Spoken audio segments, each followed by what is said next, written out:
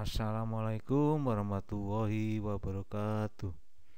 Kita jumpa lagi di mata pelajaran ilmu pengetahuan alam. Semoga Allah Subhanahu wa taala memberi kita nikmat, terutama nikmat sehat, sehingga kita semua bisa mengikuti pelajaran ini dengan seksama. Nah, sebelum pelajaran dimulai, tak bosan-bosannya saya mengingatkan kalian untuk tetap menjaga protokol kesehatan, yaitu dengan memakai masker, cuci tangan dengan menggunakan sabun, jaga jarak fisik, dan berperilaku hidup bersih dan sehat.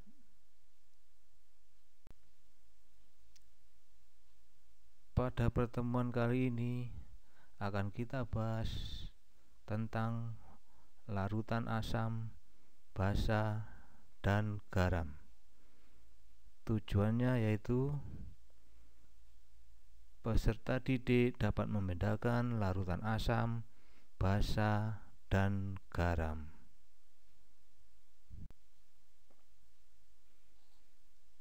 Sebelum menginjak ke materi, kita ingat dulu materi sebelumnya.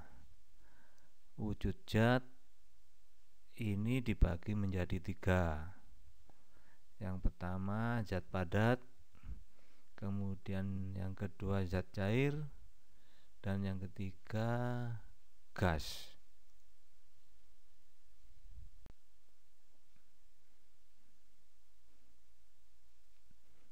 Klasifikasi materi dibagi menjadi zat tunggal dan campuran. Zat tunggal dibagi lagi menjadi unsur dan senyawa. Campuran ada campuran yang homogen dan heterogen. Contoh unsur yaitu O atau oksigen, N atau nitrogen, H atau hidrogen, dan masih banyak lagi.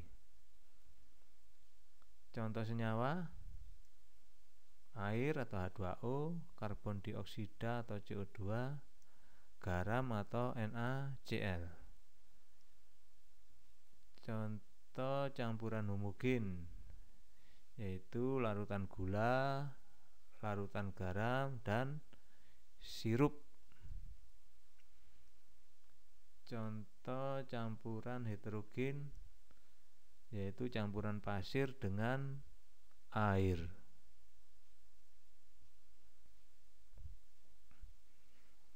Pada pembahasan sebelumnya sudah dijelaskan bahwa contoh campuran homogen adalah larutan.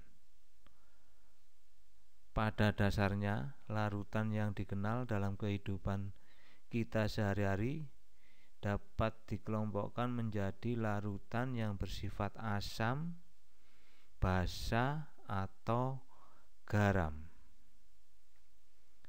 Larutan seperti cuka, sirup, penghilang noda, sabun cuci, sabun mandi, soda kue, dan garam dapur merupakan contoh larutan asam, larutan basa, atau garam yang banyak kita jumpai setiap hari. Nah, sekarang kita bahas tentang asam. Tentu kamu telah mengenal larutan asam dalam kehidupan kita sehari-hari. Asam banyak ditemukan dalam buah-buahan dan sayuran. Contohnya jeruk, lemon, dan tomat. Pada saat memasak di dapur, tentu kamu mengenal salah satu bahan penambah rasa makanan, yaitu cuka dapur yang mengandung asam asetat. Aki pada kendaraan bermotor mengandung asam sulfat. Asam dalam lambung yaitu asam klorida yang berfungsi membantu proses pencernaan bahan makanan.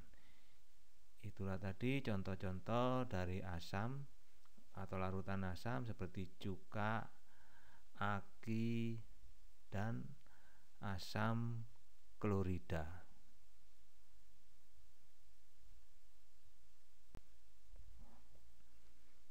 Ciri-ciri dari larutan asam: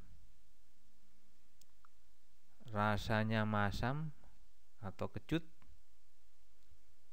dapat menimbulkan korosi atau lebih dikenal dengan perkaratan,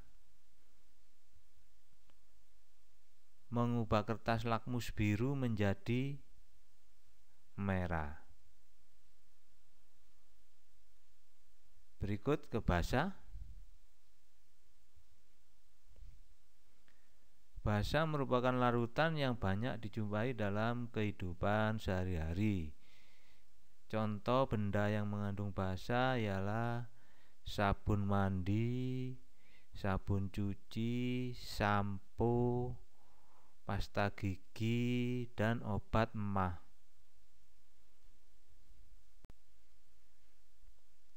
Nah, ciri-ciri dari larutan basa yaitu mempunyai rasa agak pahit, terasa licin di kulit, mengubah kertas lakmus merah menjadi biru. Kalau asam tadi mengubah kertas lakmus biru menjadi merah, kebalikan dari kertas lakmus merah menjadi biru yang dimiliki oleh larutan basa. Dalam kehidupan sehari-hari, larutan asam sering direaksikan dengan larutan basa untuk menghasilkan senyawa netral atau dikenal dengan reaksi netralisasi. Pada reaksi netralisasi ini akan dihasilkan garam dan air. Makanya reaksi netralisasi ini banyak yang menyebut sebagai reaksi penggaraman. Contoh penerapan reaksi netralisasi dalam kehidupan sehari-hari adalah untuk pengobatan bagi penderita sakit MA, di mana sakit MA ini kondisi kadar asam lambung yang tinggi. Untuk menurunkan kadar asamnya, maka diperlukan sesuatu yang bersifat basa, sehingga di situ nanti akan terjadi reaksi netralisasi. Maka obat MA yang digunakan ini bersifat basa. Contohnya obat MA apa? Ada Proma, ada Milanta, dan sebagainya. Contoh lainnya adalah pengobatan akibat sengatan serangga. Perlindungan terhadap kerusakan gigi di dalam mulut kita atau di dalam gigi kita ini bersifat asam ya. Untuk mengurangi sifat asam tersebut, ini perlu sesuatu yang bersifat basa. Maka kita sering menggosok gigi dengan pasta gigi yang bersifat basa, sehingga bisa mengurangi kerusakan gigi kita. Kemudian ada pengolahan tanah pertanian. Tanah pertanian yang sering kita pupuk, maka lama-kelamaan tanah ini akan bersifat asam. Karena kalau terlalu asam, ini juga akan meracuni tanaman. Sehingga untuk menaikkan tingkat keasaman ini diperlukan sesuatu yang bersifat basa. Ini contohnya diberi kapur, sehingga tingkat keasamannya akan naik atau menjadi mendekati netral, sehingga tanah ini akan sehat kembali, sehingga tanaman bisa menyerap unsur hara yang ada di dalam tanah. Selanjutnya pada indikator. Larutan asam dan larutan basa memiliki sifat-sifat yang khas. Salah satu cara untuk membedakan asam atau basa dapat menggunakan indikator. Nah, indikator ini bisa digunakan sebagai petunjuk bahwa suatu larutan ini bersifat asam atau bersifat basa. Suatu indikator asam basa adalah suatu senyawa yang dapat menunjukkan perubahan warna apabila bereaksi dengan asam atau basa. Indikator asam basa dapat dibedakan menjadi indikator alami dan indikator buatan. Kalau indikator alami ini kita memanfaatkan sesuatu yang ada di alam ini. Kalau indikator buatan ini memang sengaja dibuat oleh manusia, yang bisa digunakan nanti menjadi indikator. Nah, sekarang ke indikator alami. Berbagai jenis tumbuhan dapat digunakan sebagai indikator alami. Tumbuhan yang termasuk indikator alami akan menunjukkan perubahan warna pada larutan asam ataupun basa. Beberapa contoh tumbuhan yang dapat digunakan sebagai indikator alami adalah kunyit, bunga mawar, kubis merah, kubis ungu, dan bunga kembang sepatu. Ekstrak kunyit akan memberikan warna kuning cerah pada larutan asam, dan dalam larutan basa akan memberikan warna jingga. Kubis merah mengandung suatu zat indikator yaitu antosianin. Zat ini berwarna merah pada asam, berwarna hijau pada basa lemah, dan berwarna kuning pada basa kuat. Ekstrak bunga kembang sepatu akan memberikan warna merah cerah jika diteteskan dalam larutan asam. Jika diteteskan dalam larutan basa akan dihasilkan warna hijau. Yang kedua, indikator buatan. Indikator yang sengaja dibuat oleh manusia. Salah satu jenis indikator buatan yang bukan dalam bentuk larutan cair adalah kertas lakmus. Ada dua jenis kertas lakmus, yaitu lakmus biru dan lakmus merah. Warna kertas lakmus biru akan menjadi merah dalam larutan asam, sedangkan warna kertas lakmus merah akan menjadi biru dalam larutan basa.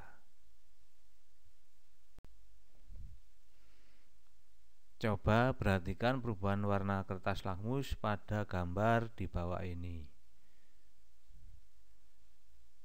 Pada gambar A dapat kita lihat bahwa kertas lakmus biru dicelupkan pada larutan asam, maka akan berubah menjadi merah. Kalian lihat pada gambar A ya. Kemudian pada gambar B, kertas lakmus merah dicelupkan pada larutan basa akan berubah warna menjadi biru. Ya, dilihat sekali lagi ya. Kertas lakmus biru kalau dicelupkan pada larutan asam mereka akan berubah menjadi merah. Sedangkan kertas lakmus merah kalau dicelupkan pada larutan basa maka warnanya akan menjadi biru.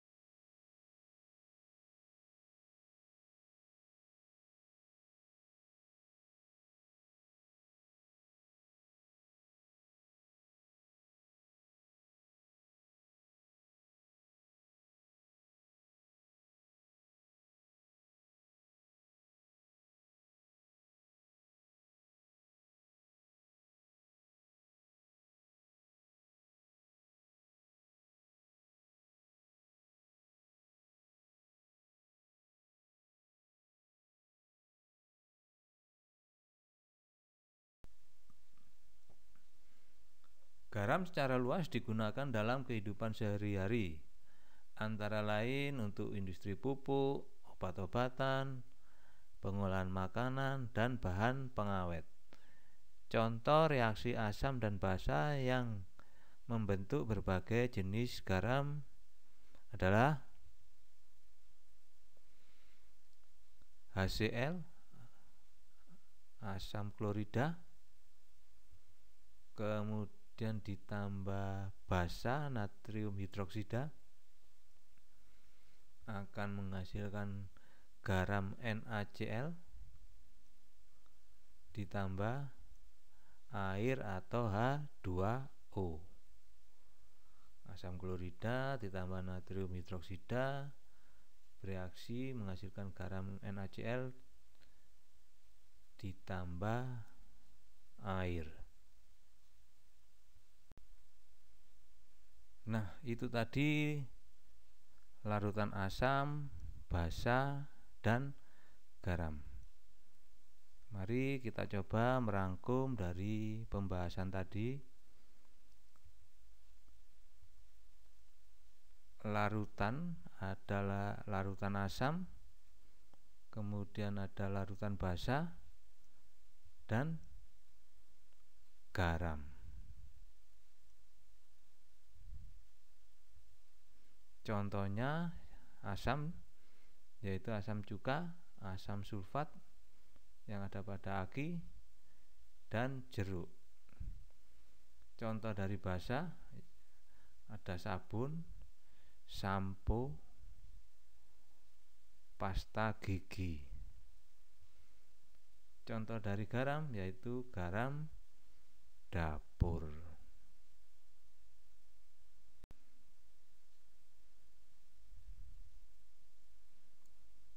Reaksi netralisasi adalah reaksi antara larutan asam dengan larutan basa yang menghasilkan garam dan air. Contoh penerapan reaksi netralisasi dalam kehidupan sehari-hari: pengobatan sakit MAH yang bersifat asam dengan obat MAH yang bersifat basa, penggunaan pasta gigi, sampo, pengolahan tanah pertanian yang masam. Cara untuk membedakan asam atau basa dengan menggunakan indikator atau petunjuk. Indikator dibedakan menjadi indikator alami yang memang sudah ada di alam kita ini. Contohnya kunyit, bunga mawar, kembang sepatu. Dan yang kedua indikator buatan yang sengaja dibuat oleh manusia. Contohnya kertas lakmus. Itulah tadi materi kali ini. Jangan lupa diulangi lagi, dipelajari lagi. Dan untuk materi berikutnya yaitu kita bahas tentang perubahan materi. Tetap semangat, belajar dan berdoa. Kalian pasti sukses. Sekian. Wassalamualaikum warahmatullahi wabarakatuh.